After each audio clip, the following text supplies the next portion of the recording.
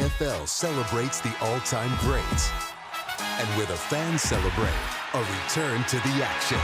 Touchdown! Falcons, Broncos, the NFL Hall of Fame game, only on NBC.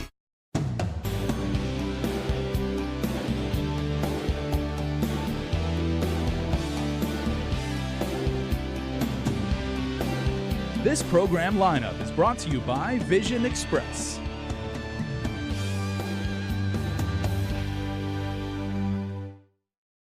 KUAM TV 8, your home for the Tokyo 2020 Olympic Games.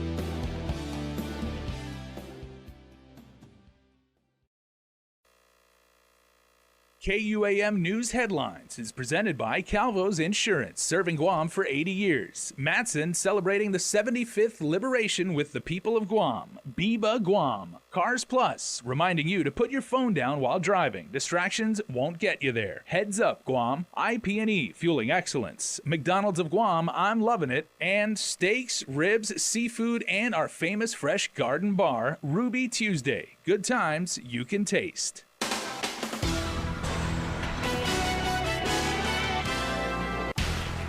It's back to court for Mark Torrey Jr., accused in the 2015 shooting death of police officer Albert Piolo. Police ask Thomas Teitzno to turn himself in, the latest with the fatal Jigo shooting investigation. And we'll tell you who got a whopping $41,000 pay raise. Half a day, everybody. After discussing the matter over with the victims' families, the AG announced it will be retrying former police officer Mark Torrey Jr.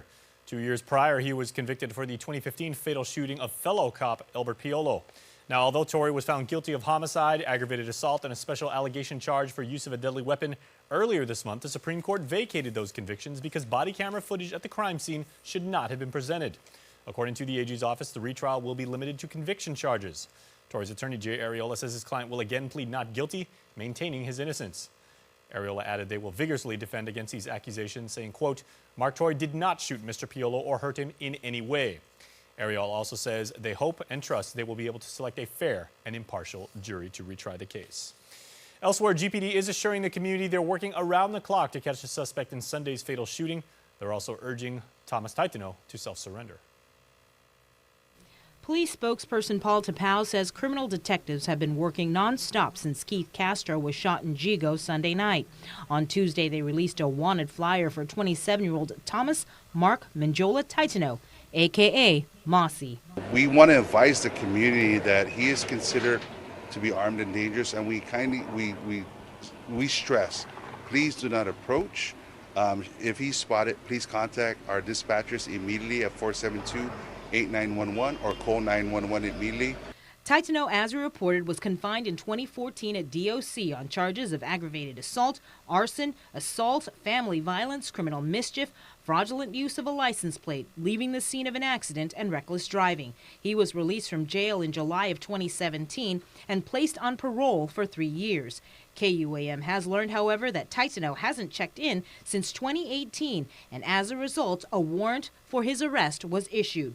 He was last seen here along Chalon Evangelista in Jigo Monday night, apparently managing to escape being taken into custody by police. People, though, may be concerned that because there was a parole warrant that was issued for him last year, he's been able to evade law enforcement officials since 2018.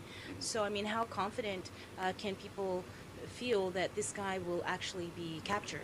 You know, again, we are asking the community to, the information that you give us, we can work from there. And we're also asking the individual to, if anything, really report into a precinct and, let's situate this, let's get this squared away.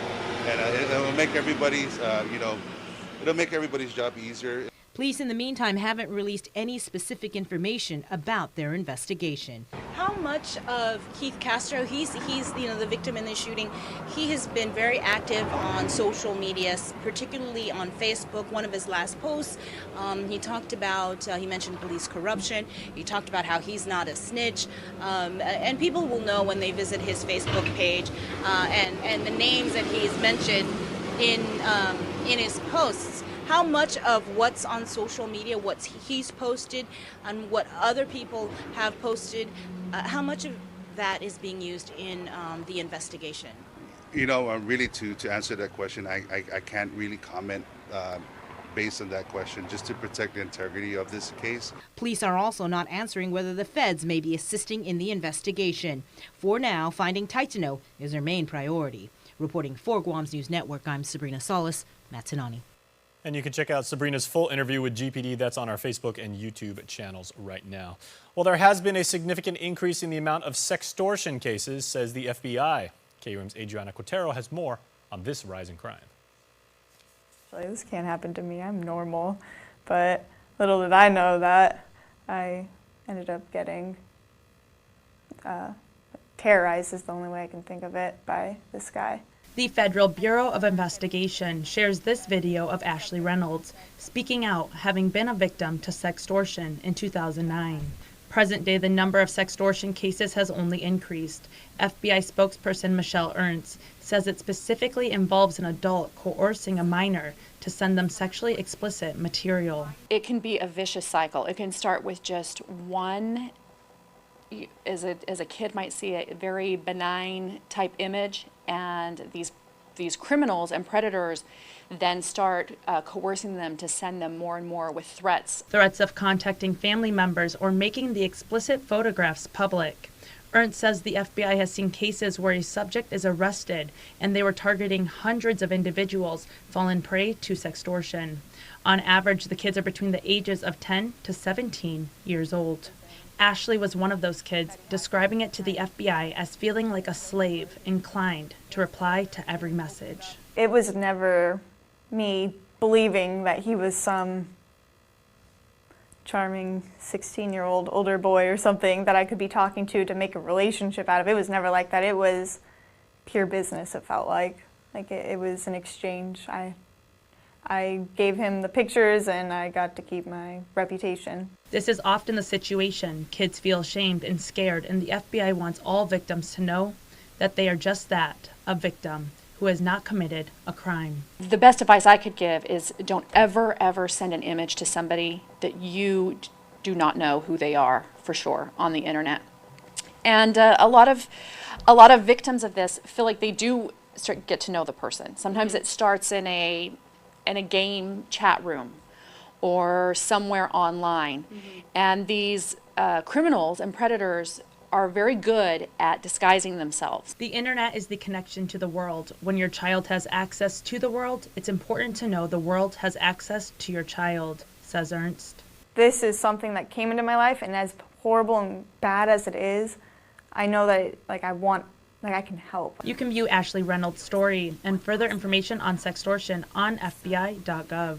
Reporting for Guam's News Network, I'm Adriana Cotero. Elsewhere tonight, we have another pay adjustment to report to you at Adeloop, but this one takes the cake. Find out in this next report with Chris Barnett, who got a $41,000 bump in earnings. A $41,000 pay adjustment. Department of Military Affairs Director and Adjutant General Esther Agagi on the receiving end of a huge increase in salary.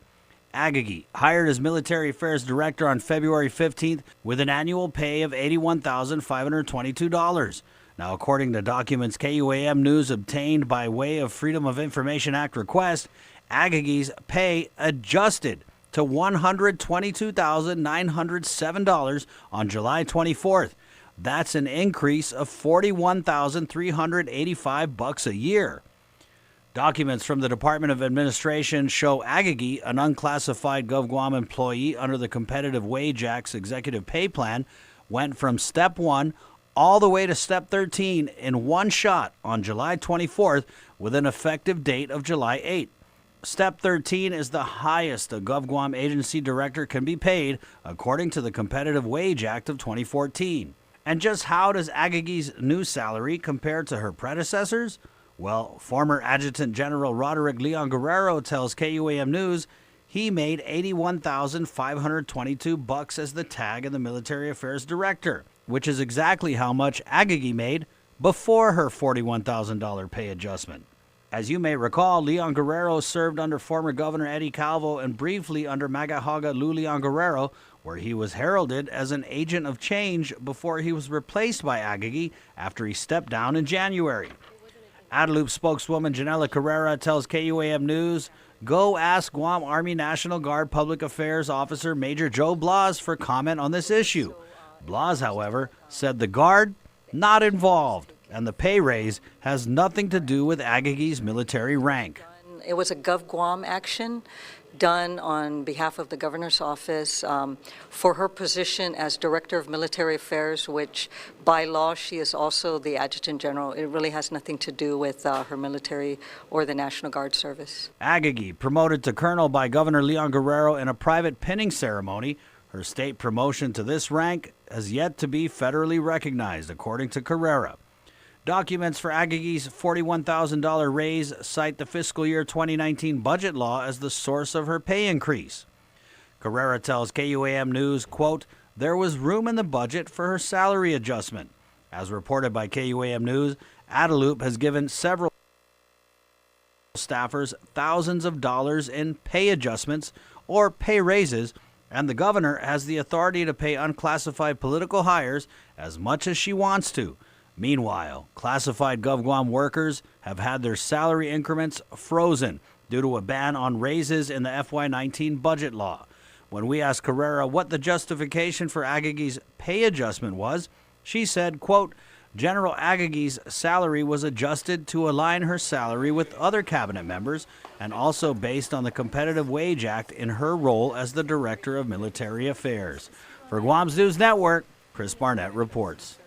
We're going to take a break. Please stay tuned. Get up-to-the-minute news, plus access to alerts, streaming radio, promotions, and more on your mobile device by downloading the KUAM News mobile app, available at the App Store now.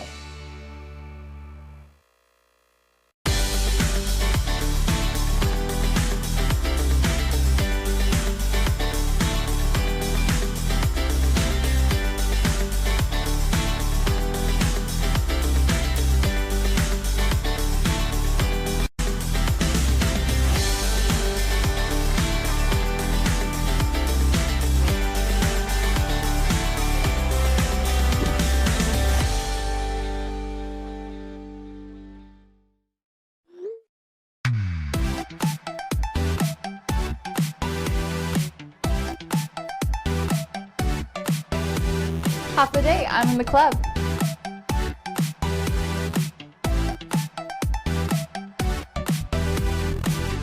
Half a day, welcome to Two Lovers Point. Half a day, I'm in the club.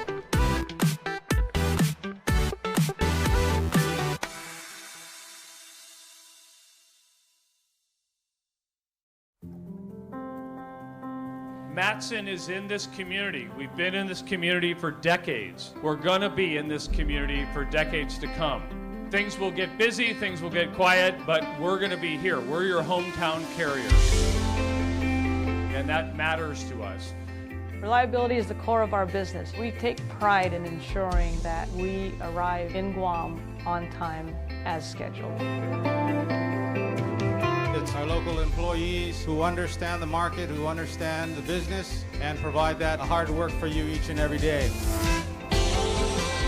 When we hold ourselves to high standards, our customers also hold us to high standards. We establish good business relationships that turn into friendships. That's why it's so important to be here and be trusted by your customers. We want you to trust Matson like your friend, like your family. The summer of Jeep, Compass, Cherokee, Wrangler, Cars Plus in Mighty. Your new adventure starts now. Buy the 2019 Motor Trend SUV of the year and get a new Jeep Wrangler Sport for $268 per paycheck. Or get a new Jeep Compass Sport, only $167 per paycheck. Let them hear you coming in the new 2019 Jeep Cherokee. Buy for $205 per paycheck. And get financing as low as 1.99% on all Jeep models. Come see why you'll be kicking it at Cars Plus in Mighty. Driven by you.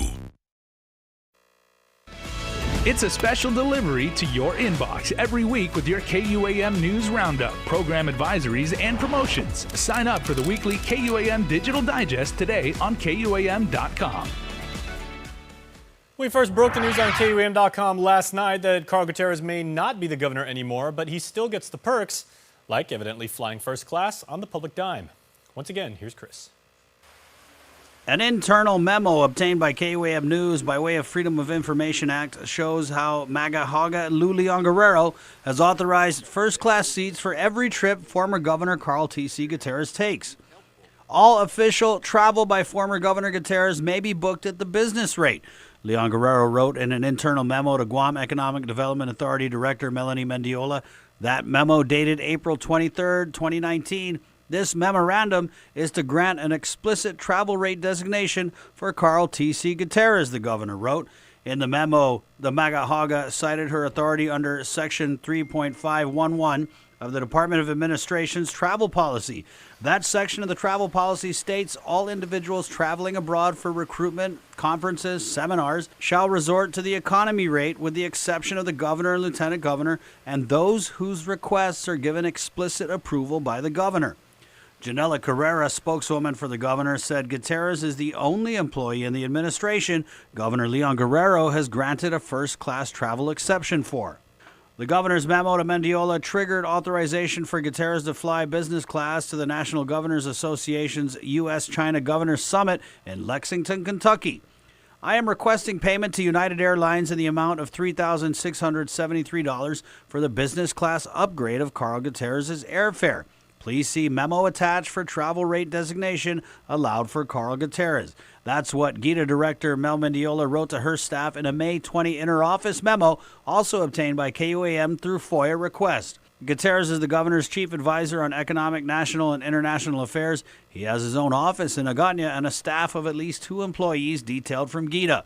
He's taken trips to Las Vegas, Kentucky, China, and the Philippines this year. One of those trips to the Philippines was paid for out of pocket by the former governor. For Guam's News Network, Chris Barnett reports. Now, after Chris published that story online, the administration issued a comment reading, pursuant to the governor's authority of DOA's travel and transportation policy, the governor did grant an exception to former Governor Gutierrez as a courtesy for his tenure and service as a former governor who serves Guam in an official capacity in the Leon Guerrero administration. Well, Public Health and Other News is confirming it's launching a probe into possible tuberculosis exposure at Guam's only public hospital. Here's Julia Santos with more. The investigation into possible TB exposure was prompted after the acting medical examiner performed an autopsy on a patient. The autopsy was done by Dr. Dotterman, and when the autopsy was done, he suspected that the patient had TB. He took a specimen, a slide, so that he would route it to the pathologist to confirm whether or not it is an active TB case, and it came back to be positive. While this was occurring, of course, the firemen were at route, were providing support during this accident, and so the firemen were they heard about it, and so they called our office, our TB program, to inquire about the patient, the victim that passed away. Unfortunately, they gave us a wrong name, so the information didn't come out correctly. According to Public Health Director Linda DeNorsi, the medical examiner was performing an autopsy on a patient with staff, police, a student, and a visiting Saipanese pathologist present. The ME expressed concerns about the hospital and Public Health's failure to notify him that the patient was diagnosed with TB, because had he known, he would have prepared by wearing the proper protective gear. Because of this, of course, we take it very seriously. And so what we want to make known is that when we heard about this whole incident, we took measures in regards to getting in contact with the chief of the captain of the fire department, and we have launched so that we can meet with them and the team that was involved in this whole incident. For now, DeNorsi confirms that tests will be conducted on those who might have been exposed. Now, of course, we want to make certain that they're all safe, and not only are we looking at the fire department and the team that responded to this car accident, but we're also looking at the medical examiner and the team that was involved in this autopsy. And what we're going to do, we're also going to be meeting with Dr. Dotterman this coming Friday and doing an initial assessment with the TB program and the head of the CDC investigator that is housed here within our Department of Public Health to provide technical assistance with us. And we will be providing not only the initial examination and interview, we're also going to be launching the whole environmental scan of the the area where the autopsy was performed. DeNorcy's team will identify if the bacteria is present in the area, and should the results come back positive, their next step will be to test the exposed individuals for TB. Reporting for Guam's News Network, I'm Julius Santos. Over in Agani Heights tonight, another town hall meeting is being held at this hour to allow residents to voice their concerns about village safety. Here's more. Residents and businesses we spoke with say there's a major problem when it comes to kids committing crimes. Gil Owen says Guam may have a curfew law, but no one is enforcing it. You got kids roaming the neighborhood all hours of the night, you know, and twice already they came to my garage and stole all my beer. And what's up with that? You know what I'm saying? They hang out by the gym, get drunk, make a lot of noise, you know. There's what happened to what Guam used to be like, all right? I remember times when my mom used to use the balas, and that means a belt to the butt. Maybe that's what should happen. I don't know. But it seems like instead of taking a step forward, we're taking a step back. Like Owen, Sun Song, who owns KNS2 Market in Agani Heights, says youth are beyond control. They cause trouble. Also, I have a couple people in the always usually old men and ladies ask the money for the customer at the parking lot. And another kids, they around here, they do the wrong, you know, so not obey the things, you know. And I try to be nice to them, but they keep stealing the things. The parents doesn't care, you know. I keep telling their parents to watch their child because they under minor, but still they don't do anything, no action like that. The village town halls are being organized by the governor's office. They were prompted following a machete attack incident in Mangilaw in June. 19-year-old Emmanuel Resalop and his brother 25-year-old Jordan Rechalop are accused of being drunk and attacking several cars that were driving along University Drive. The incident and town hall meetings have opened up dialogue between the governments of Guam and the FSM, as well as the entire island community, to talk about crimes in the villages. I really don't think that anybody's trying to single anybody else out. It's good that the FSM counselor is there so she can speak on behalf of her people, you know. But this gotta stop. Tonight's meeting is being held at the Agani Heights Community Center. Reporting for Guam's News Network, I'm Sabrina Salas, Matsunani. In other island news headlines this evening, world powers are increasingly eyeing the Western Pacific for our strategic and commercial value. And your governor told a gathering of regional port operators that the island should start leveraging that growing interest to the benefit of all of our people. Governor Leon Guerrero was the keynote speaker on the opening day of the annual conference of the Association of Terminal Operators, Stevedoring and Shipping Companies of Micronesia. She says regional government should think local but also global, as there has been international interest in our shipping lanes from the likes of the U.S., China, Russia, and Japan. They see the Pacific Island as an expanding economy. They need to make sure there is security in this part of the world. That's why they're there. And they are fighting and competing to be the first at the table. We need to take advantage of that too on an international level. The governor also said one of her top environmental and economic concerns is to protect against the infestation of invasive species like the rhino beetle, which has devastated Guam's coconut trees. It's very critical. You might think no, but if you go down to those islands, I have never seen coconuts that are so healthy, coconuts that are green, coconuts that are flourishing.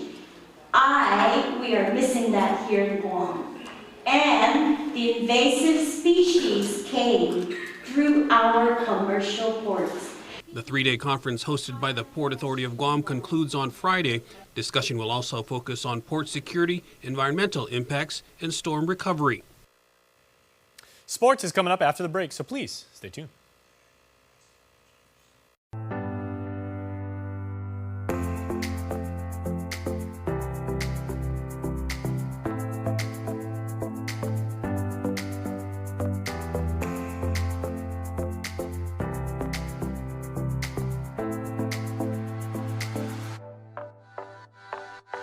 for this segment. Happy birthday